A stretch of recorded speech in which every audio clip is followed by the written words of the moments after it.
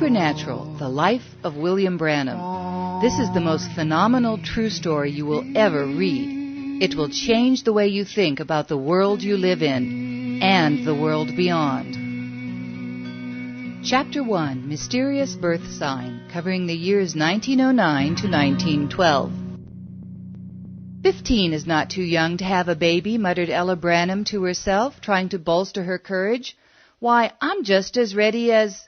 The pain struck again, stronger, more commanding than before. Ella felt her panic rise with a spreading discomfort. She held her swollen stomach and groaned. Not yet. Please, not yet. Not until Charles comes home. Beads of sweat popped out on her forehead. She staggered across the dirt floor to the cabin's only window, set in the middle of a crude wooden door. The window had no glass, only a wooden shutter which Ella left open during the day and closed at night. Now it was open.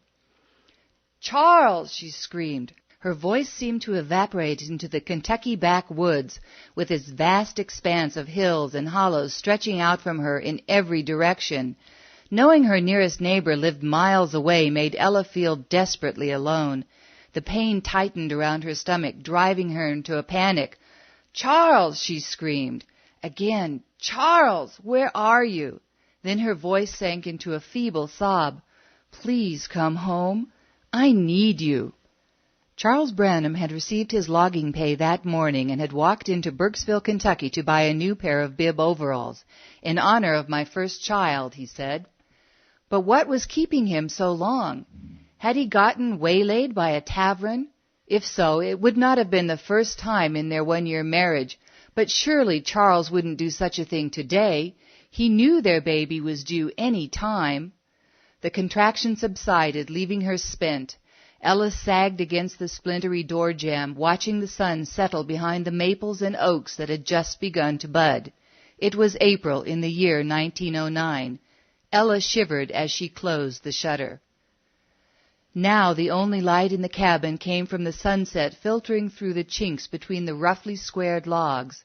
Pencil beams of light moved slowly across the table, a homemade affair, built from a sawed-off tree stump with wooden pegs for legs and a bench for a seat. The only other piece of furniture in the single 12-foot-long room was a primitive bed nailed to one wall. Ella staggered to the bed and collapsed on its straw tick, pulling the quilt up to her chin. The corn-shuck pillow crackled under her head with every move. As the room darkened to black, Ella thought about her former home in Paris, Texas, which she had so recently wanted to escape. Last year it had seemed intolerable, but now, from this position, it did not seem so bad. She had grown up in Texas as Ella Harvey. Her father was a hunter, trapper, and schoolteacher. Her mother was a full-blooded Cherokee Indian. Ella, the oldest of 4 children, had lived a wonderful, carefree childhood until 3 years ago when her mother died from scarlet fever. At that time, Ella was barely 12 years old, and her youngest brother was only 4. The chore of mothering fell heavily into Ella's lap. A little over a year ago, she'd met Charles Branham at a rodeo.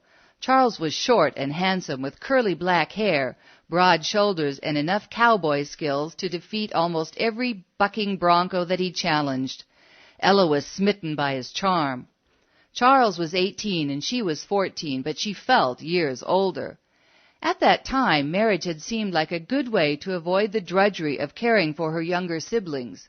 Now she wondered if she had merely jumped from one hot frying pan into another.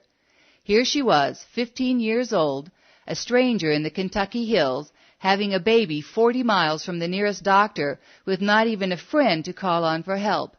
Burying her head in her pillow, Ella wept. Charles Branham returned to the cabin an hour after dark. He had been drinking, of course, but not enough to dull his thinking. He inched the door open quietly so that he wouldn't disturb his young wife if she were asleep. Then he heard her moan. Charles quickly lit a pine knot and set it on the lid of a fruit jar. The pine knot burned with a dim, sputtering light that gave off volumes of smoke. Because the cabin was naturally ventilated, the smoke drifted up past the rafters, sifting out through the cracks in the clapboard shingles overhead. "Charles," Ella whispered weakly, "tonight's the night. Go fetch your mama." Charles built a fire, then he hurried to his mother's cabin. The night was cold and clear, and the starlight made it easy to keep on the path. An hour later he returned with his mother and 2 neighbor women. Grandma Branham was a crusty old woman, tough as bacon rind, but seeing this little 15-year-old girl in labor softened her like hot coon grease softens boot leather. Not that Grandma Branham ever used boots herself. She'd never owned a pair of shoes in her life. Now she took charge of the situation. Having had 17 children of her own, she was well prepared to act as midwife for her new daughter-in-law. She insisted that Charles wait outside. He did not argue. Taking a blanket, he crawled under the lean-to tacked onto one end of the cabin, making his bed on the wood chips and bark. Pulling a flask of whiskey out of his pocket, Charles polished it off to calm his nerves. Before long, he fell sound asleep. As dawn approached, the commotion inside the cabin grew more intense. Charles roused. The eastern horizon was turning lighter with the approach of dawn, but the sun had not yet risen. He cursed himself for having dozed, and then started to worry because his baby had not yet been born. Was something wrong? Maybe he should go inside and check. Before he could make up his mind, he heard the high-pitched squall of a newborn. The cabin door flew open, and one of the neighbor women called, "Charles Branham, it's a boy." Sheepishly, Charles shuffled inside and closed the door. The room smelled of smoke from a greased candle on the table. Grandma Branham finished washing the infant, weighed him at 5 pounds, then gently laid him in his mother's arms. Charles stood near the bed with his hands tucked into the bib of his new overalls, nervously watching this wiggling, grunting little creature that was his son.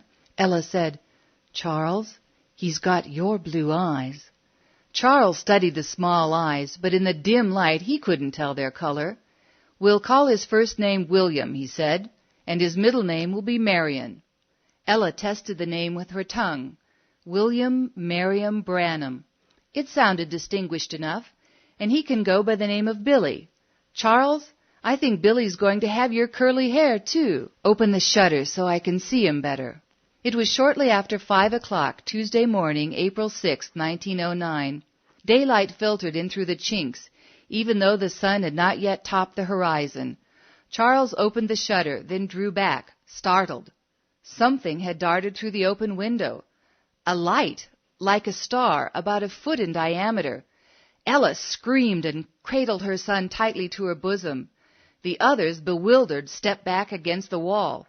The strange light circled the room several times, then stopped over the bed, hovering above the new mother and the child, glowing yellowish green, pulsating with a life of its own. For less than a minute it held that position. Not long, yet long enough for everyone in the cabin to be sure they had really seen it. Then as quickly as it had come in, the fireball left, whirling up past the rafters and out through the roof. Charles stared up at the clapboard shingles with wide, unblinking eyes. Suddenly, a flurry of wings turned his attention towards the door, where a dove had landed on the sill of the open window. The snow-white dove eyed the room with curiosity, almost as if looking for something. When it spotted the newborn baby, it cocked its head and cooed before it flew away. Charles gazed after the bird for a moment, then rolled his eyes back up towards the roof. One of the neighbor women muttered, "Well, I never." The other mused, "I wonder what kind of young'un this boy will be." Billy Branham was only 15 minutes old. News spread quickly among the mountain folk about that young'un born yonder on the hill with a light over him. Some passed it off as sunlight reflecting from a mirror.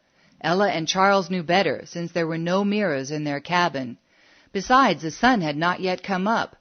They were puzzled. Was there some spiritual meaning in the light? Charles wanted to forget it, but Ella wouldn't let him. She insisted that something must be done, and finally decided that their baby should be taken to a church and dedicated to God. At first Charles argued against this idea, but finally he consented, although the concession raked against the grain of his character. Now the question came up, where should they take him? The ancestry of Charles Branham was strictly Irish Catholic. On Ella's side, the Harveys were Irish Catholic too, except for Ella's mother, who belonged to the Cherokee Nation. However, both Charles and Ella had drifted completely away from their Catholic foundation, and neither of them had any formal religious convictions. They agreed that for their purpose the best church was the nearest church. So when Billy Branham was 2 weeks old, Charles and Ella bundled him up and took him down to the Opossum Kingdom Baptist Church, where a small congregation met each Sunday in a rustic log building with a dirt floor and pews made from boards lying across upturned blocks of wood. The Opossum Kingdom Baptist Church had no regular pastor. On most Sundays, the congregation sang songs and read from the Bible.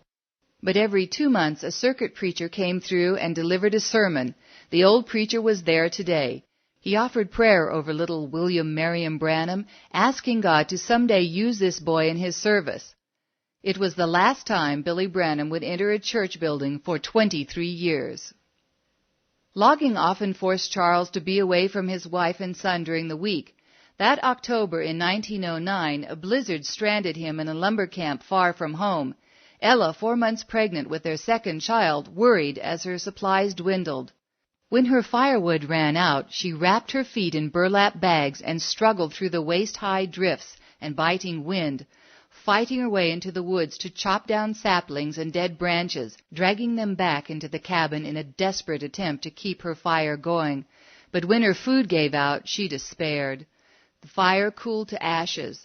Ella was too weak to make another trip outside for wood.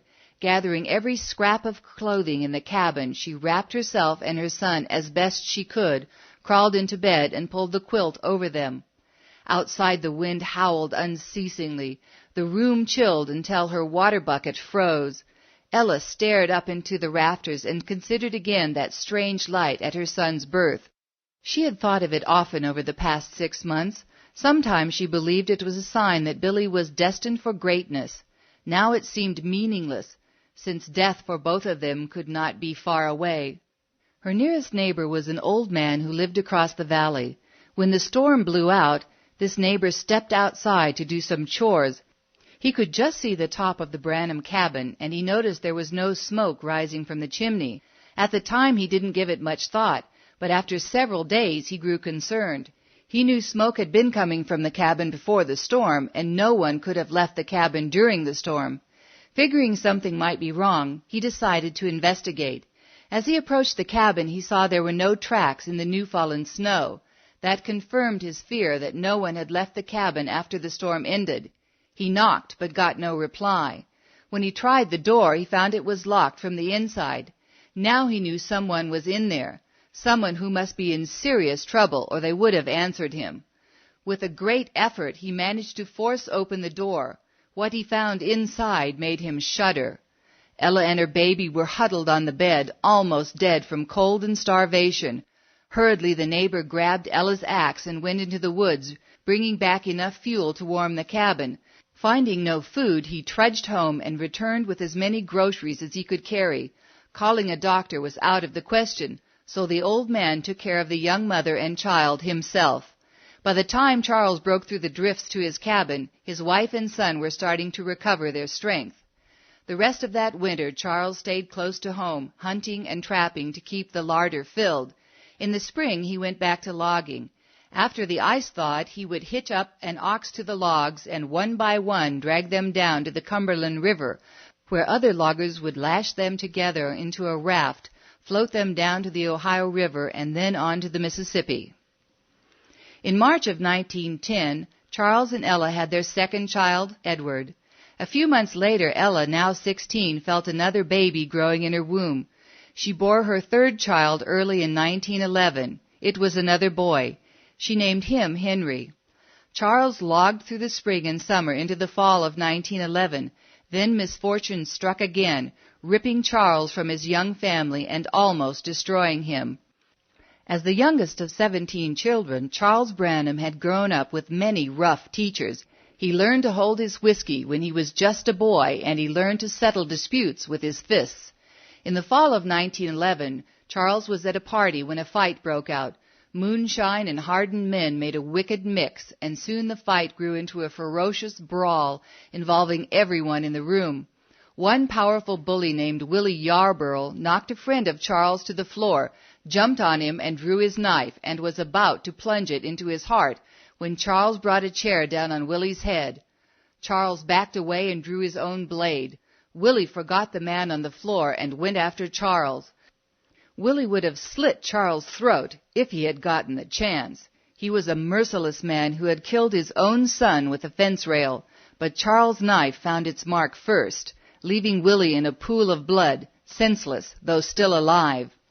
News of this brawl reached Burkesville, Kentucky. Charles was implicated as a ringleader and charged with attempted murder. A sheriff rode up on horseback to arrest him. Before the sheriff could find him, Charles caught wind of his danger. He had to leave in a hurry, not knowing where he would go or what he would do. Before he left, he promised Ella that as soon as he found work and a place for them to live, he would send for her, using an assumed name so he could not be traced. And so, in the space of an afternoon, Charles Branham vanished, leaving his wife alone in the woods to fend for herself and their 3 babies. Billy was 2.5, Edward was 1.5, and Henry was barely 6 months old. At 17, Ella was almost a child herself. Before a few weeks had passed, she realized Charles had left a part of himself with her. She was pregnant again. That fall and winter stretched Ella to the limit of her strength. She seemed to be living through a nightmare, trying to care for 3 babies in a rude, isolated cabin, while she herself felt nauseated much of the time. She had no money, no resources, and no energy. If it had not been for the help of Charles' relatives, poor as they were, Ella knew she would not have survived. But finally the seasons changed, the ground thawed, and her nausea ended. Henry passed his 1st birthday, Edward his 2nd, and Billy his 3rd. The baby kicking and twisting in Ella's womb was getting near delivery. Once during that spring of 1912, a sheriff stopped by the cabin to ask if Ella had heard from her husband. She could tell the truth. She had not heard from him and had no idea where he was. A few days after the sheriff's visit, Billy and Edward were playing outside the cabin where a small spring kept the ground muddy. Billy wanted to show his younger brother how strong he was, so he picked up the biggest rock he could lift, held it over his head, and threw it towards the spring. The rock sank deep into the muck by the water's edge, splattering mud all over Edward, who promptly cried and waddled back to the cabin. A robin began to chirp with gusto. Billy searched the branches until he spied the bird in a nearby tree. He took one step toward it, and the robin flew away. At that moment, something so startling happened that it would brand itself to his tender mind and become his first significant childhood memory. From where the robin had been perched, there came a sound like wind rustling the leaves. Whoosh! Then a voice boomed from the tree, a very clear human voice which said, "You will live near a city called New Albany." With a shriek of terror, Billy took off for the cabin as fast as his stubby legs could take him, squealing, "Mama! Mama!" Ella was wiping mud from Edward's tummy. "Billy, what happened?" she asked as she hugged her oldest son to her side. "A bird talked to me, Mama. I heard him singing in the tree. Then he talked to me." Ella laughed. "You were dreaming, child." "But Billy insisted. I heard him, Mama. I heard him talk." "And what did the bird say?" Ella teased, still thinking it was Billy's imagination. "He said we would live near a city called New Albany." This reply startled her. It did not seem like something a small boy would make up in his play. She stepped around behind the cabin and called into the woods, "Hello? Anybody there?" When she came back inside, Billy asked, "Mama, where is New Albany?" "It's a town in Indiana just across the river from Louisville, Kentucky, about 100 miles from here." "Billy, where did you hear talk of New Albany?" "I ain't never heard of New Albany, Mama, until that bird talked to me." "Mama, when are we going to live there? Will Papa live there with us?" Ella shook her head. Several weeks later, a long-awaited letter from Charles arrived. Ella sat at the stump table, staring at the envelope she held between her trembling fingers. Billy stood on his tiptoes, peeking over the tabletop. "Open it, Mama." Ella giggled nervously. "Of course. We've waited a long time for this. Why wait any longer?" Carefully she undid the glued flap, removed the letter from its envelope, opened it, and began to read. Since her father was a school teacher, she had received a fair education, but Charles had almost no schooling and could neither read nor write, not even his own name. One of his brothers living in Louisville had written this letter for him. "What does it say, Mama?" Billy asked. She talked as she read. "It says that your papa is in Indiana. He's found steady work and a place for us to live, and he wants us to come right away. It's in a little town called Utica, about 10 miles northeast of—" She stopped abruptly and looked with amazement at her 3-year-old son. How could it be? "Where, Mama? Where is Utica?" Billy persisted. Ella said slowly, "Billy, we're going to live 10 miles northeast of New Albany, Indiana."